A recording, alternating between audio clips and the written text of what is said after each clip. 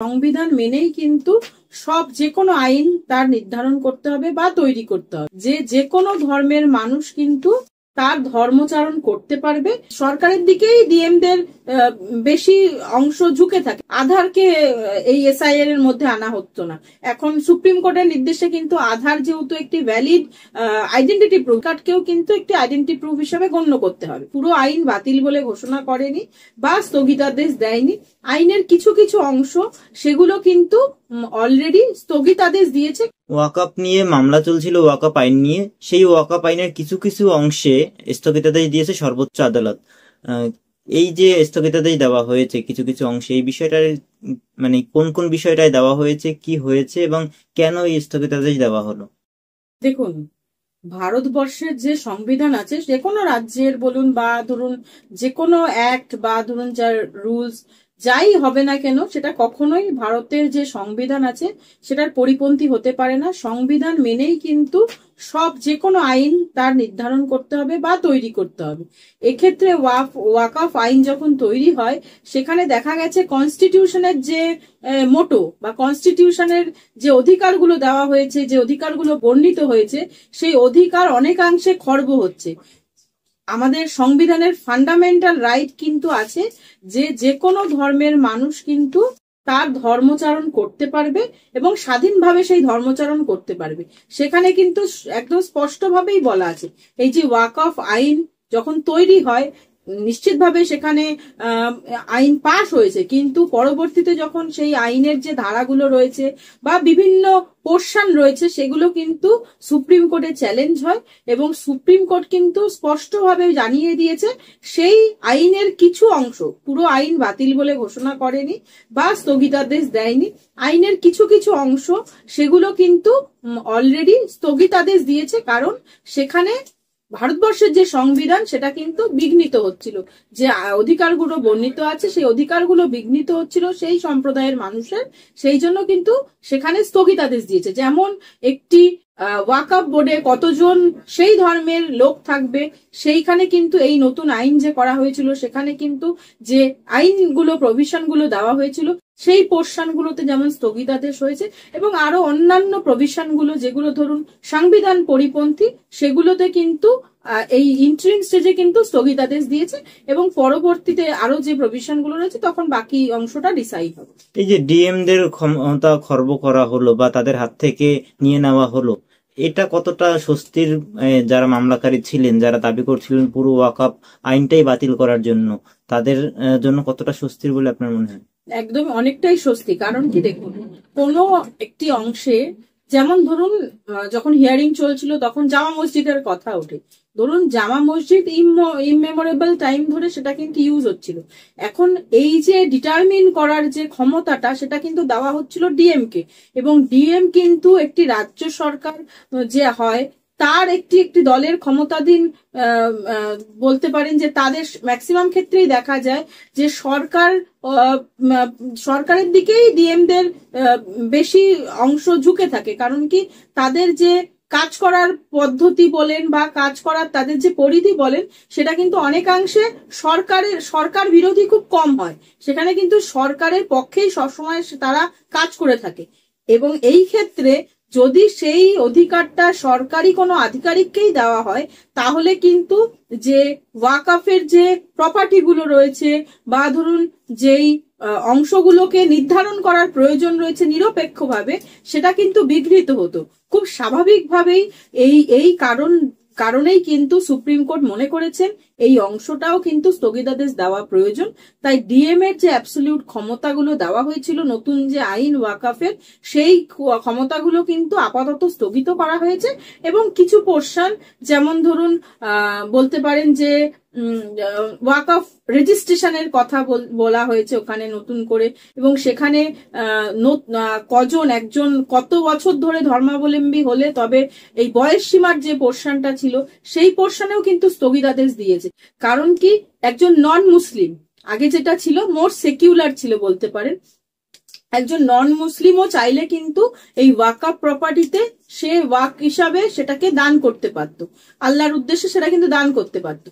কিন্তু এই যে নতুন যে আইন হলো, সেখানে কিন্তু শুধু মুসলিমরাই সেই ওয়াকাফ হিসাবে তার প্রপার্টি দান করতে পারে। সেই অংশগুলোতেও কিন্তু কিছু কিছু স্থগিতাদেশ পড়েছে।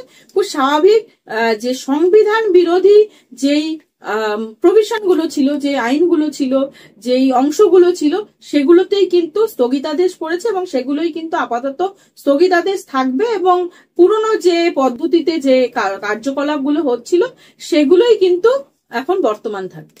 কিন্তু একটা আইন যেটা জনগণের ভোটে নির্বাচিত সরকার বা শাসক দলের এমপিরা বা সাংসদরা মিলে যে আইন তৈরি করেছেন, কোনো বিচার ব্যবস্থা কি বা বিচারপতি কি সেই আইনের একটা অংশ স্থগিতাদেশ দিতে পারে?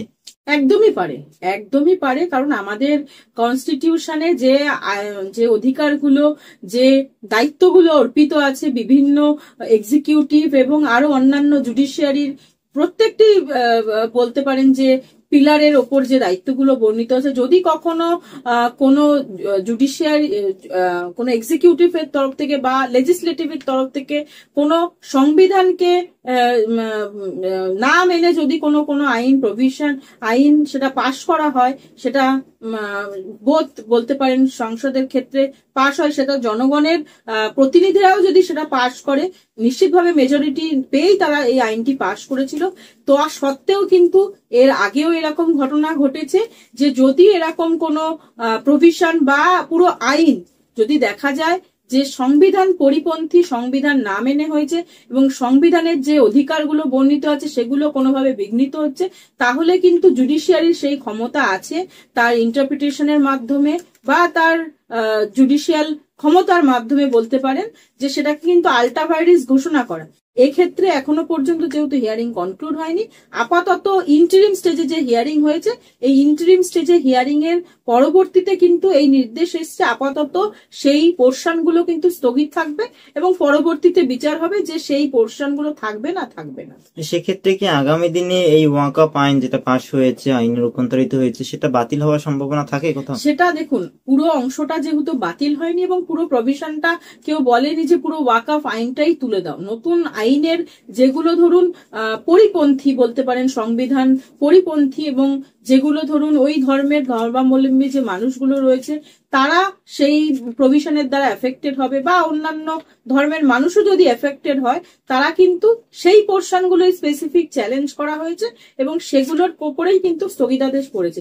সুতরাং বলা যায় যেহেতু পুরো আইনটার ওপর বর্তমানে স্থগিতাদেশ নেই বা পুরো আইনটাকে কোনো কেউ এখনো ব্যাড ইন ল বলেনি, তাই এক্ষুনি বলা যাবে না যে পুরো আইনটাই আইনের চোখে একদম আল্টা ভাইরিস হয়ে যাবে বা পুরো আইনটাই বাতিল হয়ে যাবে।